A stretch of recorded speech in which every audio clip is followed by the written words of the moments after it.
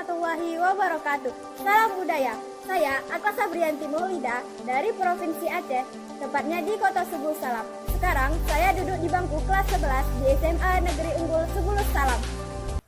Seni adalah kita. Seni itu tidak lepas dari aktivitas kita. Kemanapun dan dimanapun kita, kesenian itu selalu ada, meski kita tidak menyadarinya. Seni itu menyenangkan, seni itu indah, seni itu berkualitas. Seni merupakan kegiatan batin dengan pengalaman estetika yang menyatakan dalam bentuk yang agung. Seni itu dapat muncul dari benda apa saja yang ada di sekitar kita. Sejak saya masih di bangku sekolah dasar, saya sangat tertarik dengan seni rupa, yaitu melukis. Menurut saya, lukisan sama seperti perhiasan, sangat berharga dan harus terus dijaga dan dikembangkan.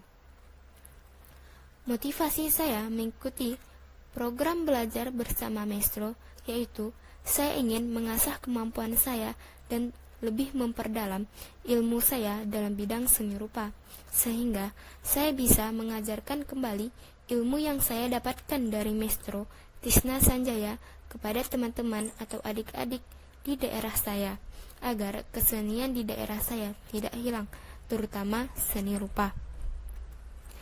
Minimnya minat pelajar mengenai kesenian daerah membuat saya ingin membangkitkan kembali jiwa seni dengan mengikuti program belajar bersama Maestro.